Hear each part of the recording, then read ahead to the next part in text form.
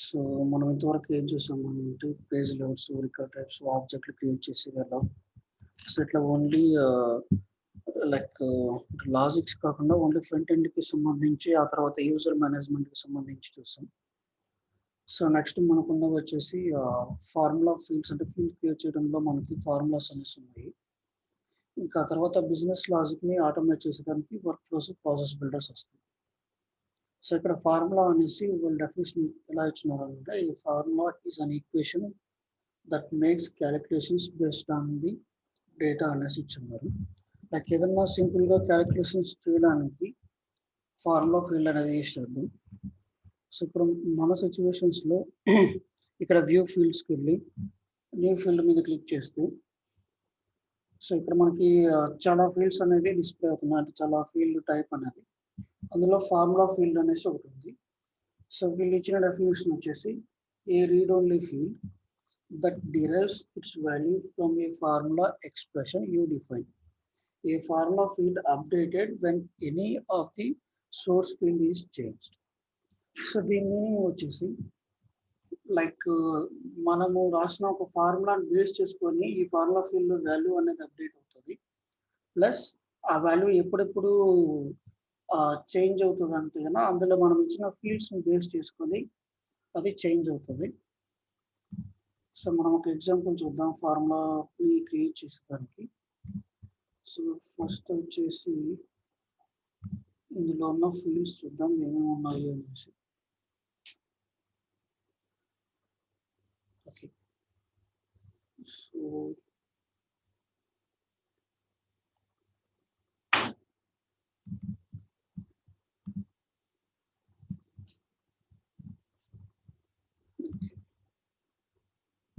ఇక్కడ మనకి formula field create చేసేటప్పుడు ఆ తర్వాత నెక్స్ట్ మళ్ళీ టైప్ సెలెక్ట్ చేసుకోమని అడుగుతుంది. సో ఇంతకు ముందు లైక్ ఫీల్డ్ క్రియేట్ చేసినప్పుడు టైప్ సెలెక్ట్ చేసుకోమనేసి అడిగింది. అప్పుడు మనం ఫార్ములా అనేది సెలెక్ట్ చేసుకుందాం. ఫార్ములాని సెలెక్ట్ చేసుకున్న తర్వాత కూడా మళ్ళీ టైప్ చేసుకోమనేసి అడుగుతుంది. సో ఇక్కడ ఇది సెకండ్ టైం ఎందుకు అడుగుతుందంటే, లైక్ మనం రాసిన ఫార్ములా అనేది ఫైనల్గా ఏ వాల్యూని డిరైవ్ చేస్తుంది అని చెప్పి చెక్ చేసేదానికి. ఇప్పుడు ఫర్ ఎగ్జాంపుల్ మనం రాసిన ఫార్ములా వచ్చేసి చెక్ బాక్స్ అయితే చెక్ బాక్స్ అనేసి ఇస్తాం. కరెన్సీ అంటే ఏదన్నా కరెన్సీ అనేసి ఇస్తాం. డేట్ వాల్యూ, డేట్ టైం, ఆ తర్వాత నెంబర్, పర్సంటేజ్, ఆ తర్వాత టెక్స్ట్, ఆ తర్వాత టైం. సో ఇట్లా మనకి ఫార్ములాలో ఫైనల్గా వచ్చే వాల్యూ ఏదైతే ఉంటుందో ఆ డేటా టైప్ అనేది మనము సెలెక్ట్ చేసుకోవాల్సి వస్తుంది. సో మనం ఇప్పుడు ఒక ఫార్ములాని అనుకుందాం. సో అది ఎలా అంటే ఇంపార్టెన్స్ ఇచ్చే విధంగా అనమాట. సో ఈ ఇంపార్టెన్స్ అనేది, so in case order count అనేది 3 కన్నా ఎక్కువ ఉంటే కన్నా అది ఎక్కువ ఇంపార్టెన్స్ చూపించే విధంగా, ఆర్డర్ కౌంట్ 3 కంటే తక్కువ ఉంటే కన్నా లో ఇంపార్టెన్స్ అని చెప్పేసి ఆ యూజర్కి మనం ఒక ఇండికేషన్ ఇవ్వాలన్నమాట. సో ఇక్కడ మనము ఒక ఎగ్జాంపుల్లో చూస్తే ఫార్ములా ఫీల్డ్ మనకి షాప్లో in shop is the order count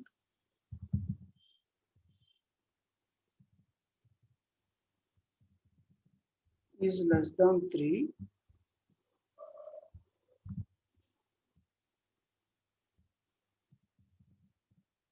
then mark it as low priority.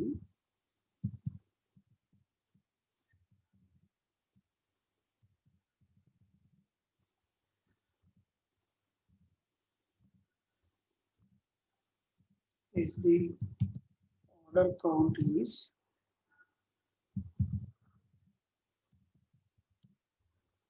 greater than 5, then mark it as high priority.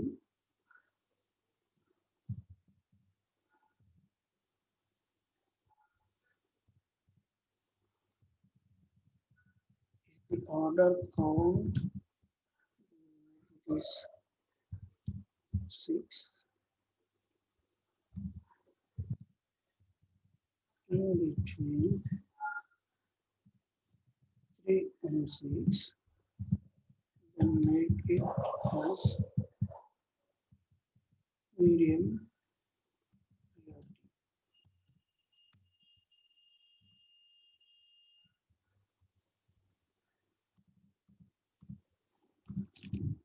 So ఇక్కడ వచ్చేసి మనకి షాప్ లో ఆర్డర్ కౌంట్ అనేసి ఒక ఫీల్డ్ ఉంది. సో ఈ షాప్ ఓనర్ కి ఏం చేయాలి అంటే మనం ఒక ఇండికేషన్ ఇవ్వాలన్నమాట. దానిపైన ఇమీడియట్ గా యాక్షన్ తీసుకునే దానికి, లేకపోతే కొంచెం లేట్ గా అయినా సరే తీసుకునే దానికి. ఇన్ కేస్ వాళ్ళ యొక్క ఆర్డర్ కౌంట్ అనేది లెస్ దాన్ 3 అయితే వాళ్ళకి లో ప్రియారిటీ అని చెప్పేసి వాళ్ళకి చూపించాలి, లో అనేది చూపించాలి. ఇన్ కేస్ ఆర్డర్ కౌంట్ అనేది 6 కన్నా ఎక్కువ ఉంటే కన్నా అప్పుడు మనం ఏం చూపించాలంటే వాళ్ళకి హై ప్రియారిటీ అనేసి చూపించాలి. సో ఆ మిడిల్లో ఉంటే కన్నా మనం ఏం చూపిస్తామంటే మీడియం ప్రియారిటీ అనేసి చూపిస్తాం. సో ఇప్పుడు మనం క్రియేట్ చేసే ఈ ఫార్ములా ఫీల్డ్ కి ప్రియారిటీ అనేసి ఒక నేమ్ ఇద్దాం.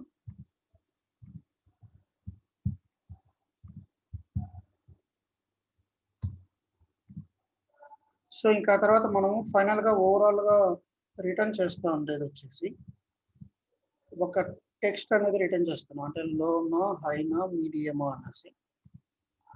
సో మన టెక్స్ట్ రిటర్న్ చేస్తాం కాబట్టి టెక్స్ట్ అనేసి దాన్ని చెక్ చేస్తాము. ఇన్ కేస్ మనకి ఏదైనా check box like true or false type లో అయితే కన్నా మనం వచ్చేసి చెక్ బాక్స్ ని సెలెక్ట్ చేసుకుంటాం.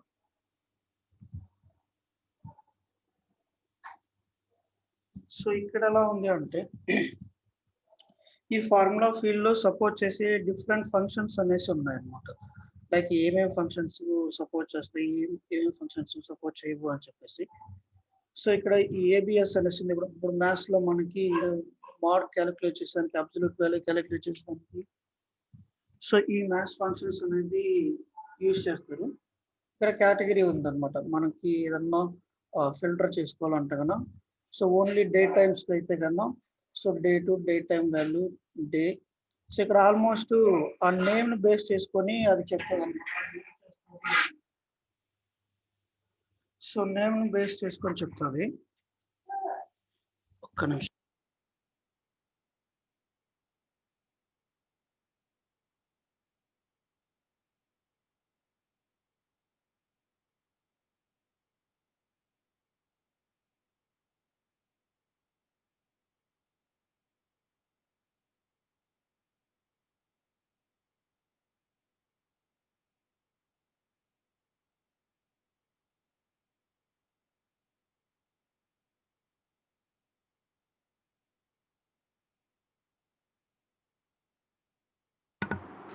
సో ఇక్కడ ఏముందంటే ఫస్ట్ యాడ్ మంత్ అనేసి ఉందన్నమాట.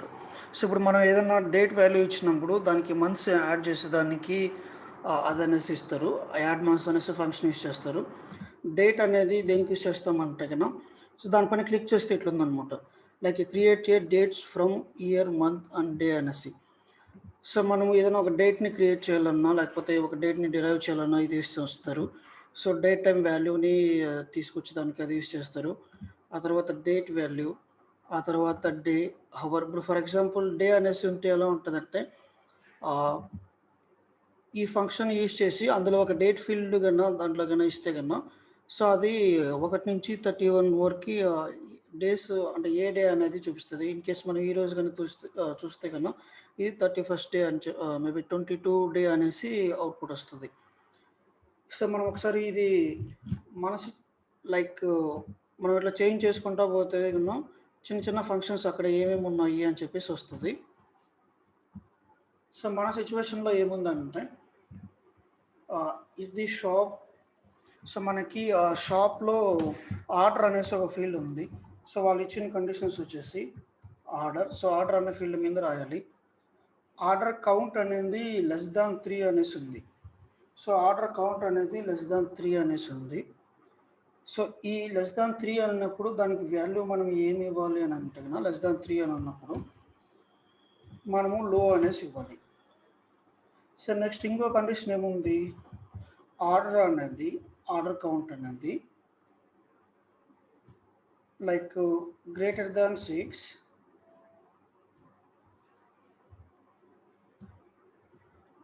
సో గ్రేటర్ దాన్ 6 అయినప్పుడు ఏముండాలి, హై ఉండాలి. సో నెక్స్ట్ రిమైనింగ్ కండిషన్స్లో సో మనకి ఇన్ బిట్వీన్ 3 to 6 అన్నా లేకపోతే రిమైనింగ్ కండిషన్స్ అన్నా సేమ్ వస్తాయి. ఆ కండిషన్స్లో ఎలా ఉండాలంటే మీడియం అనేసి ఉండాలి. సో ఇప్పుడు మనము సేమ్ లైన్స్ని ఈ ఫార్ములా ఎక్స్ప్రెషన్స్లో ఎలా రాస్తాము అని అంటే ఇక్కడ మనకి శాంపుల్ ఫార్ములా అనేసి ఆ తర్వాత అడ్వాన్స్డ్ ఫార్ములా అనేసి ఉంది. మనకి అడ్వాన్స్డ్ అని ఉన్నప్పుడు ఏమొస్తుందంటే ఇక్కడ ఇన్సర్ట్ ఫీల్డ్ అనేసి ఒక ఆప్షన్ ఎక్స్ట్రా వస్తుంది అనమాట.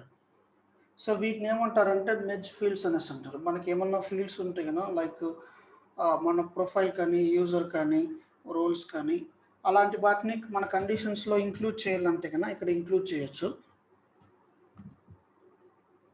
సో ఇక్కడ మనము అడ్వాన్స్డ్ ఫార్ములా మీద క్లిక్ చేసి ఇన్సర్ట్ ఫీల్డ్ అనేసి కొడుతున్నాం. సో ఇక్కడ మనము ఇన్సర్ట్ ఫీల్డ్ అని కొట్టినప్పుడు మనకు వచ్చే ఆప్షన్స్ వచ్చేసి ఇక్కడ డాలర్ సింబల్ అనేది చూపించేది ఒకటి ఉంది. డాలర్ సింబల్ చూపించకుండా మనకి షాప్ అనే ఆబ్జెక్ట్ ఉంది. సో ఇక్కడ డాలర్ సింబల్ చూపించకుండా ఉండే షాప్ అనే ఆబ్జెక్ట్ మన కరెంట్గా వర్క్ చేసే ఆబ్జెక్ట్ ఇది. ఇంకా ఆ తర్వాత డాలర్ సింబల్ చూపించేటివి ఉన్నాయి కదా, ఇవి వచ్చేసి మనకి గ్లోబల్గా డిక్లేర్ చేసుకున్న వాల్యూస్ అనమాట. సో మనకు ఆర్గనైజేషన్, సిస్టము, యూజర్ రోలు. సో ఇంకా ఆ తర్వాత ఎలా ఉంది అంటే కదా మనకి ఆర్డర్ కౌంట్ అనేసి మనం కౌంట్ చేయాలనుకున్నాం కదా, ఇక్కడ మనకి షాప్లో ఉన్న రిమైనింగ్ ఫీల్డ్స్ అన్నీ కనిపిస్తాయి అన్నమాట. సో ఇక్కడ చూస్తే క్రియేటెడ్ బై అనే దానికి మళ్ళీ ఇంకొక యారో మార్క్ చూపిస్తుంది. సో ఇట్లా యారో మార్క్ ఉన్న ఫీల్డ్స్ ఎలా ఉంటాయంటే అది ఒక చిన్న ఫీల్డ్ కాదు, అక్కడ నుంచి ఒక ఆబ్జెక్ట్ అనేది ఉంటుంది అనమాట. So for example created by అనేది దేనికి ఉంటుంది అంటే సమ్ పర్సన్కి లింక్ అయి ఉంటుంది, అంటే ఒక యూజర్కి. సో ఆ యూజర్స్లో ఉన్న ఏదైనా ఒక ఫీల్డ్స్ని మనము కండిషన్లో ఇంక్లూడ్ చేయాలనుకుంటే కన్నా ఆ తర్వాత మళ్ళీ ఆ యారో మార్క్ మీద క్లిక్ చేస్తాం. సో ఇప్పుడు మన సిచ్యువేషన్లో ఏం చేస్తున్నామంటే ఆర్డర్ కౌంట్ కావాలి కాబట్టి ఈ ఆర్డర్ కౌంట్ అనే ఫీల్డ్ని మనము దాని యొక్క ఏపీఐ నేమ్ అనేది ఇక్కడ తెచ్చుకుంటాం అనమాట. సో ఇన్ కేస్ మనకి ఈ నేమ్ డైరెక్ట్ తెలిస్తే కన్నా డైరెక్ట్ పెట్టుకోవచ్చు, కాకపోతే స్పెల్లింగ్ మిస్టేక్స్ అలాంటివి ఉంటాయి అనిపిస్తే కన్నా డైరెక్ట్ ఇక్కడ ఇన్సర్ట్ ఫీల్డ్ అనే దగ్గర నుంచి తీసుకోవచ్చు. సో నెక్స్ట్ మనకి ఏం కావాలంటే ఈ కండిషన్లో లైక్ కండిషన్ అంటే కన్నా ఇఫ్ అనమాట, అది జరిగింది మేబీ ఆ కండిషన్ సాటిస్ఫై అయితే ఇది, ఇంకో కండిషన్ సాటిస్ఫై అయితే ఇది అని చెప్పేసి. సో ఇందులో మనకు చూస్తే దానిపైన ఏదో దానిపైన కర్సర్ పెట్టి ఆ తర్వాత ఇఫ్ స్టార్టింగ్ ఐ లెటర్ కాబట్టి ఐ అనేది ప్రెస్ చేస్తే కదా సో ఇక్కడ ఐతో స్టార్ట్ అయ్యే ఫంక్షన్స్ అన్నీ వస్తాయి. సో ఇప్పుడు మనకు ఉండేది ఐతో స్టార్ట్ అయ్యేది ఇఫ్ అనేసి ఉంది కాబట్టి దాని కింద ఇన్సర్ట్ సెలెక్టెడ్ ఫంక్షన్ అనేసి ఉందన్నమాట. సో ఇన్సర్ట్ చేస్తాం. ఇక్కడ డెఫినేషన్ చూస్తే ఇఫ్ అనేసి ఫస్ట్ ఇఫ్ కండిషన్ అనే సింటాక్స్ ఉంది. సో దాని తర్వాత లాజిక్ టు టెస్ట్ అనేసి ఉందన్నమాట, అంటే మనం రాయాల్సిన కండిషన్ అనేది ఈ లాజిక్ టు టెస్ట్లో వస్తుంది. ఆ తర్వాత వాల్యూ ఇఫ్ ట్రూ అనేది అంటే ఈ కండిషన్ కన్నా ట్రూ అయితే కన్నా ఏ వాల్యూ రిటర్న్ చేయాలి అనేసి. నెక్స్ట్ వాల్యూ ఇఫ్ ఫాల్స్ అనేసి ఉంది, అంటే ఈ కండిషన్ కన్నా ఫెయిల్ అయితే ఏ వాల్యూ అనేది మనం చూపించాలి అనేసి. సో దీన్ని నేను కాపీ చేసి కింద పెడుతున్నాను. సో ఫస్ట్ కండిషన్, సో మనం ఫస్ట్ అనుకున్న కండిషన్స్ వచ్చేసి ఆర్డర్ వాల్యూ లెస్ దాన్ 3 కన్నా ఉంటే కన్నా దాని వాల్యూ అనేది 3 చూపించాలి. సో ఇప్పుడు మనం ఏం చేస్తున్నాం, ఈ ఆర్డర్ కౌంట్ Ctrl+X. సో ఇక్కడ మనము లాజిక్ రాస్తాం అనమాట లెస్ దాన్ 3 అనేసి. సో ఇప్పుడు ఆర్డర్ కౌంట్ లెస్ దాన్ 3 ఉంటే మనకు చూపించాల్సిన వాల్యూ వచ్చేసి లో అనేసి చూపించాలి. సో ఇక్కడ స్ట్రింగ్ కాబట్టి మనం సింగిల్ కొటేషన్స్ తీసుకుంటున్నాం. సో ఇప్పుడు మనం లో అనేది ఇస్తున్నాం. నెక్స్ట్ ఏముంది, ఈ లెస్ దాన్ 3 కాకపోతే లైక్ ఎల్స్ కండిషన్లో మేబీ ఏదైనా ఒకటే ఉంటే కన్నా మేబీ హై అనేసి పెట్టిండొచ్చు అనమాట. కాకపోతే ఆ తర్వాత కూడా ఇంకో కండిషన్ ఉంది. సో ఇప్పుడు మనకి ఆ కండిషన్ని సాటిస్ఫై చేయడానికి మళ్ళీ ఈ ఎల్స్ అనేది మళ్ళీ మనం కాపీ చేసి ఈ ఎల్స్ కండిషన్లో మళ్ళీ దాన్ని పేస్ట్ చేస్తాం అనమాట.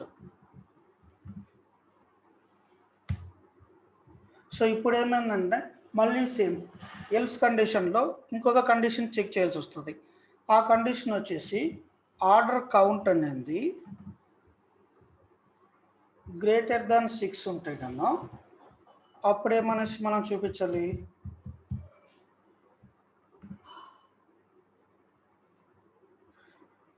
హై అనేసి చూపించాలి.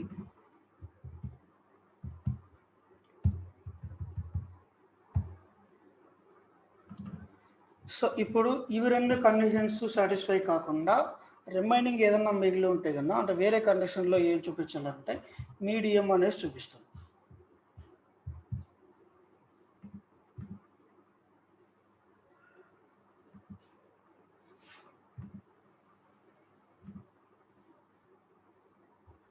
సో ఇప్పుడు మనం దీన్ని రిమూవ్ చేసేసి ఇన్కేస్ స్పేసెస్ ఏదైనా ఉంటే వాటిని రిమూవ్ చేసేసి సో మనకి ఫైనల్గా వచ్చిన కండిషన్స్ వచ్చేసి ఇది.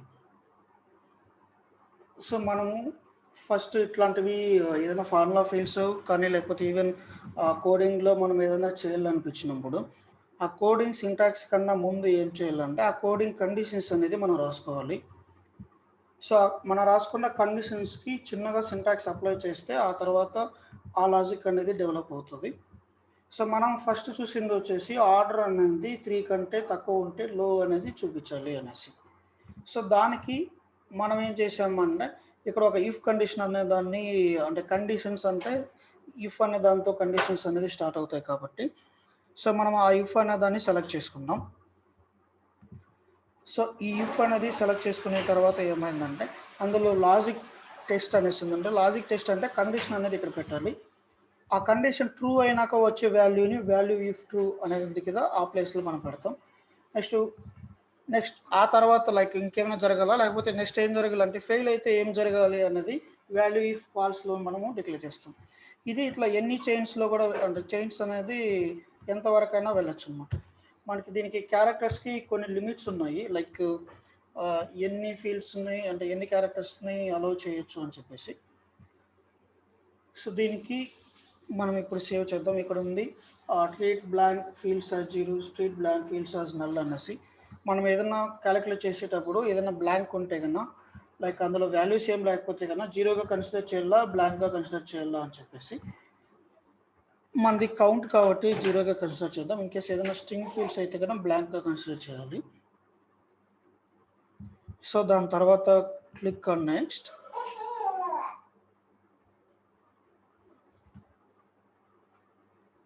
ఓకే, సో ఇక్కడ మనకి ఒక ఎర్రర్ వస్తుంది. Like error field medium does not exist, check for spelling అనేసి.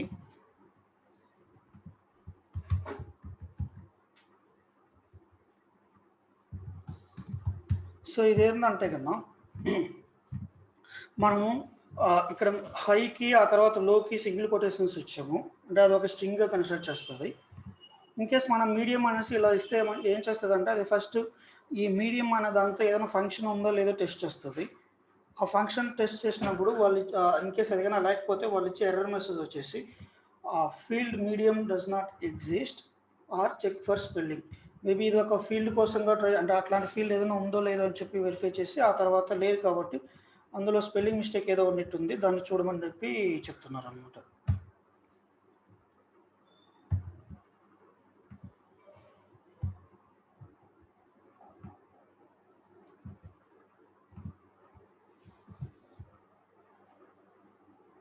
సో సేమ్ ఆ తర్వాత ఇది ఎవరెవరికి యాక్సెస్ ఇవ్వాలి అనేసి ఉంది. ఇంకా తర్వాత చూస్తే రీడ్ ఓన్లీ అనేది బై డిఫాల్ట్ క్లిక్ అయింది.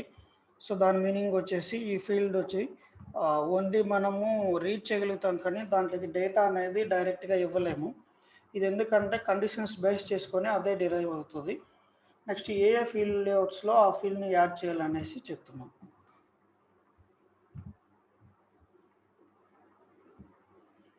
సో ఇప్పుడు మనం ఈ షాప్ అనే రికార్డ్ని ఒకసారి రిఫ్రెష్ చేస్తే ఇక్కడ మనకి ప్రియారిటీ అనేసి ఆ ఫీల్డ్ ఉంది. సో అక్కడ లో ప్రియారిటీ అనేసి ఉంది. సో దీనివల్ల యూజ్ ఎలా ఉంటుందంటే ఇన్కేస్ ఆ షాప్ ఓనర్ చూసినప్పుడు ఈ ఫీల్డ్ని కొంచెం టాప్లో పెట్టుకొని వాడికి లో ప్రియారిటీనా హై ప్రియారిటీనా అంటే తొందరగా రెస్పాండ్ అవ్వచ్చా లేకపోతే కొంచెం టైం తీసుకొని రెస్పాండ్ అవ్వచ్చా అని చెప్పేదానికి ఇది ఇండికేషన్ ఉంటుంది. ఇన్కేస్ మనము ఇంకొక ఆర్డర్ క్రియేట్ చేస్తే కన్నా అప్పుడు చూద్దాం ఏమవుతుంది అనేసి.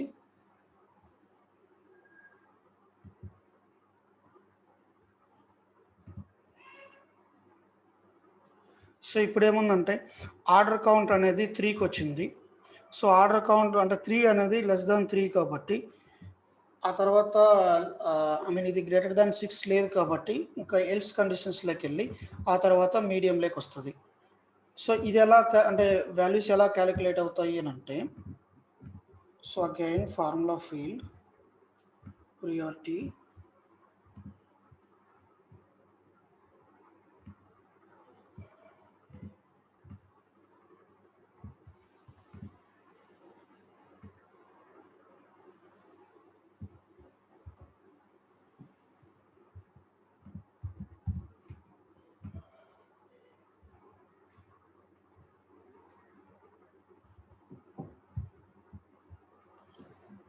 సో ఇప్పుడు ఫస్ట్ ఇఫ్ కండిషన్ లైక్ ఇప్పుడు మన కరెంట్ వాల్యూ ఎంత ఉంది 3 ఉంది. 3 అనేది ఆర్డర్ కౌంట్ 3 కంటే తక్కువ అని చెప్పేసి ఇది చూస్తే కన్నా 3 అనేది ఫాల్స్ అవుతుంది. సో ఫాల్స్ అయితే ఏమొస్తుందంటే నెక్స్ట్లోకి వెళ్తుంది. ఇన్ కేస్ ట్రూ అయితే కన్నా దీంట్లోకి వస్తుంది, ఫాల్స్ అయితే కన్నా నెక్స్ట్లోకి వస్తుంది. సో ఇప్పుడు ఆర్డర్ కౌంట్ వాల్యూ ఎలా ఉంది, మళ్ళీ 6 ఉంది. సో ఇప్పుడు ఆర్డర్ కౌంట్ వాల్యూ అనేది ఇక్కడ 3గా రీప్లేస్ అవుతుంది, ఇక్కడ 3గా రీప్లేస్ అవుతుంది. 3 అనేది ఫాల్స్ కాబట్టి లోకి అనేది పోకుండా ఈ కామా తర్వాత ఉండే లాజిక్లోకి వస్తుంది.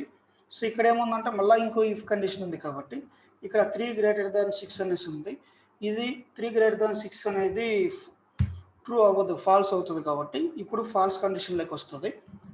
సో ఇక్కడ బై డిఫాల్ట్గా ఫైనల్గా చూస్తే కన్నా నెక్స్ట్ ఆ తర్వాత మనకి ఇక్కడ చెక్ చేయడానికి కండిషన్స్ ఏం లేదు, డైరెక్ట్ వాల్యూని అసైన్ చేస్తున్నాం, వాల్యూని రిటర్న్ చేస్తున్నాం. సేమ్ మనకి ఇక్కడ మీడియం అనేది వచ్చింది. సేమ్ దాంట్లో ఇన్ కేస్ మనకన్నా ఆర్డర్ కౌంట్ అనేది 7 కన్నా ఉంటే కన్నా, సో ఇప్పుడు ఏమవుతుంది 7 <3 అనేది ట్రూ అవ్వదు, ఫాల్స్ అవుతుంది. సో అప్పుడు దేనికి వస్తుంది, నెక్స్ట్ కండిషన్కి, నెక్స్ట్ ఇఫ్ కండిషన్కి వస్తుంది. ఇప్పుడు 7 <6 అంటే 7 <6 అనేది ఉంది. సో ఇప్పుడు ఇది ట్రూ కాబట్టి మనకి హై అనేది ప్రింట్ అవుతుంది. సో మనకి ఏ సిచ్యువేషన్లో ఏది ప్రింట్ అవుతుంది అంటే,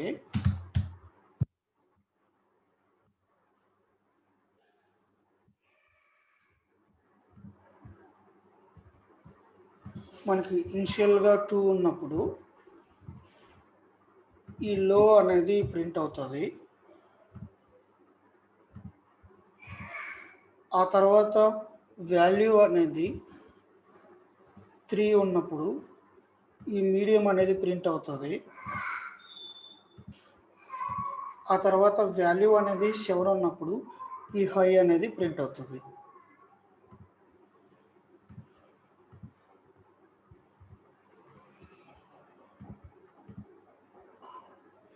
సో ఇందులో ఏమైనా కన్ఫ్యూజన్గా ఉందా?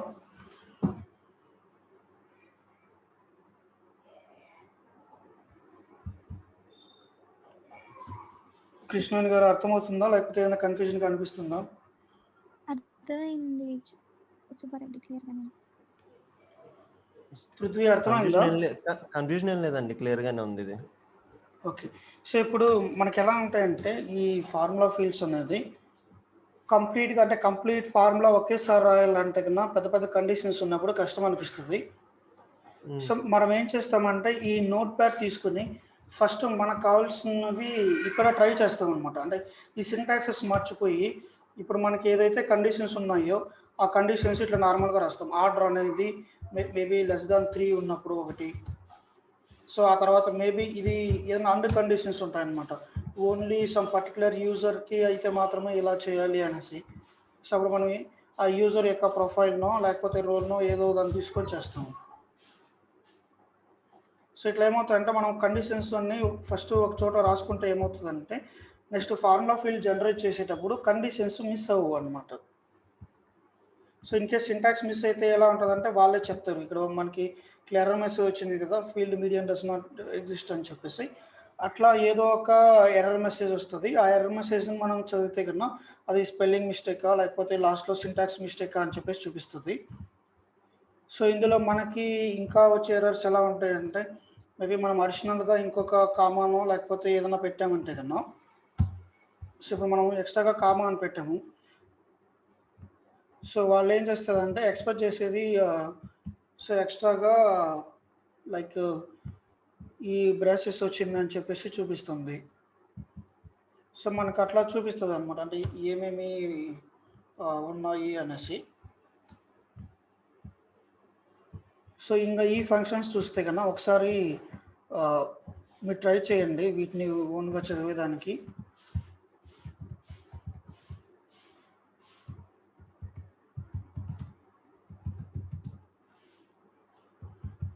So sales force formula field functions అనేసి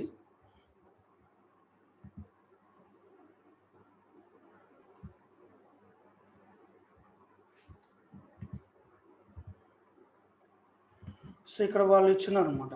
like math operators, logical operators, text operators, date time, logical. So ఇట్లా వీళ్ళు సో ఈ ఆల్మోస్ట్ ఏ ఫంక్షన్ చేసినా దాన్ని నేమ్ బేస్ చేసుకునే ఉంటుంది అనమాట. సో ఇన్ కేస్ ప్లస్ అంటే మనము 2 వాల్యూస్ని యాడ్ చేస్తామని చెప్పేది అనుకుంటుంది. సో దీనికి ఎలా వస్తుంది అంటే మేబీ స్టాక్లో ఉన్న వాల్యూస్, స్టాక్ అయిపోయిన వాల్యూస్ ఇట్లాంటివి ఏదైనా మ్యానిపులేట్ చేయడానికి ఇట్లాంటి plus symbols, minus symbols. So ఈ ఆపరేషన్స్ అనేది మ్యాథ్స్ అనేసి చేస్తామని చెప్పున్నారు. ఇంకా లాజికల్ అనేసి ఎలా ఉందంటే కన్నా మేబీ ఏదైనా టెక్స్ట్ వాల్యూని కంపేర్ చేయాలంటే కన్నా ఈక్వల్ టు అనేసి యూజ్ చేస్తామనేసి వీళ్ళు చెప్పున్నారు.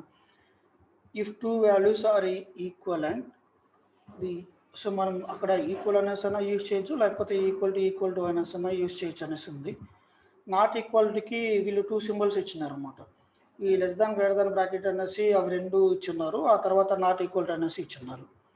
సో అలాగే less than, greater than, equal to, ఆ తర్వాత అండ్ అంటే 2 కండిషన్స్ రిటర్న్ సాటిస్ఫై అయితేనే అప్పుడు అండ్ అనేసి వస్తుంది.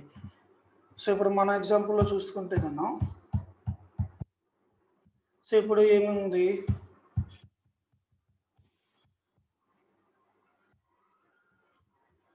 ఈ కండిషన్ వచ్చేసి ఓన్లీ సమ్ పర్టికులర్ కంట్రీ వాళ్ళకి మాత్రమే అనిపిస్తే కన్నా అప్పుడు ఇక్కడ మనము కంట్రీకి స్పెసిఫై చేస్తాం అనమాట. యూజర్ డాట్ మేబీ అందులో ఏదైనా కంట్రీ అనే ఒక ఫీల్డ్ ఉంటే కన్నా ఆ ఫీల్డ్కి equal to maybe India. So India అయినప్పుడు మనం ఈ కండిషన్స్ మ్యాచ్ చేయాలనుకుంటే కన్నా అప్పుడు ఇట్లా మ్యాచ్ చేస్తాం అనమాట. ఇంకా వీటన్నిటికీ కామన్గా ఒక బ్రాకెట్ పెట్టేస్తాం. సో ఇట్లా ఈ అండ్ కండిషన్స్ అనేది లైక్ ఇండియా అయినప్పుడు ఆ తర్వాత ఈ రిమైనింగ్ కండిషన్స్ సాటిస్ఫై అయినప్పుడు. సో ఇట్లా మనకి ఆ కండిషన్స్లో 1 by 1 యాడ్ చేసుకుంటూ వస్తే అవి చాలా పెద్ద ఫార్ములాస్గా వస్తాయి. ఈ ఫార్ములాస్కి సమ్ క్యారెక్టర్ లిమిట్ అనేసి ఉందన్నమాట.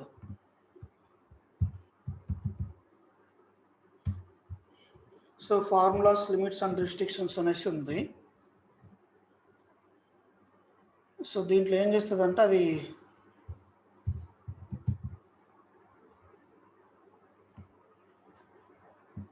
So save the size.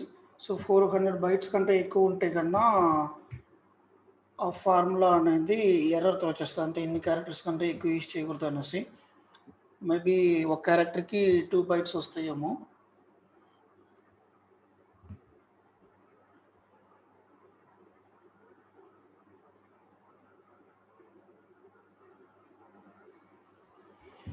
So ఇంకా దీంట్లో ఉండే ఇంకొక ఆప్షన్ వచ్చేసి ఈ ఫార్ములా ఫీల్డ్లో అంటే మెయిన్గా మనం గుర్తుపెట్టుకోవాల్సింది ఫార్ములా ఫీల్డ్ వచ్చేసి ఓన్లీ కరెంట్ రికార్డ్ మీద మాత్రమే మనం చేయగలుగుతాం అనమాట యాజ్ ఆఫ్ నో.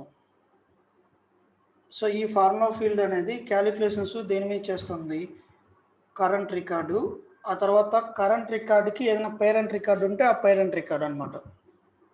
సో ఇప్పుడు షాప్లో రిమైనింగ్ షాప్ అంటే రెండో షాప్ని ఇది మ్యానిపులేట్ చేయాలంటే వేరే వే ఉంటుంది. సో మనం గుర్తుపెట్టుకోవాల్సింది so formula fields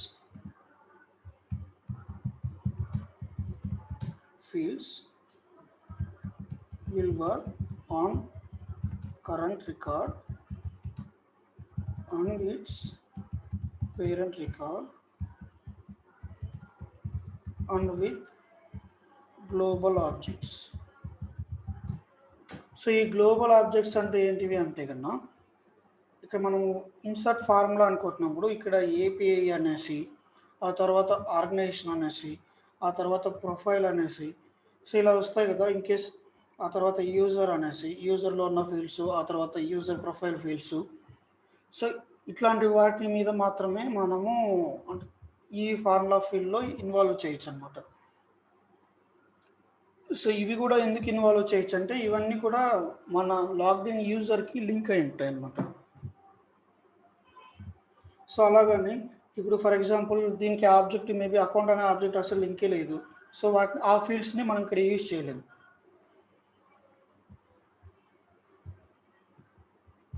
so formula fields రాసేటప్పుడు మనం మెయిన్గా గుర్తుపెట్టుకోవాల్సింది ఇది కరెంట్ రికార్డ్ మీద ప్లస్ పేరెంట్ రికార్డ్ మీద మాత్రమే ఏదైనా క్యాలిక్యులేషన్స్ చేయాలంటే యూజ్ అవుతాయి అన్నమాట. సో పేరెంట్ రికార్డ్ మీద నుంచి కొన్ని ఏదో వాల్యూస్ తెచ్చుకొని ఆ వాల్యూస్ని మ్యానిపులేట్ చేయాలంటే ఇది యూజ్ చేస్తాము. నెక్స్ట్ ఇంకొకటి దీంట్లో ఉండేది వచ్చేసి VLOOKUP అనేసి ఒకటి ఉంది. సో దానికి VLOOKUP అంటే ఎలా ఉంటుందంటే ఇప్పుడు మనం చూసింది వచ్చేసి ఓన్లీ కరెంట్ ఆబ్జెక్ట్లో మాత్రమే డేటా అనేది తీసుకోగలుగుతామని చెప్పేసి చూస్తున్నాం.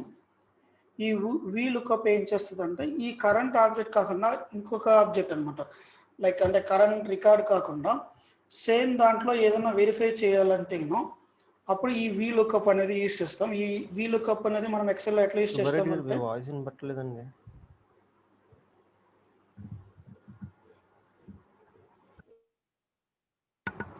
ఇప్పుడు వినిపిస్తుందా?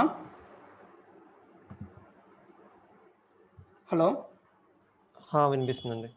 ఓకే. సో ఇప్పుడు మనం ఏం చేస్తాం అంటే ఫార్ములా ఫీల్డ్ వినిపిస్తుందండి.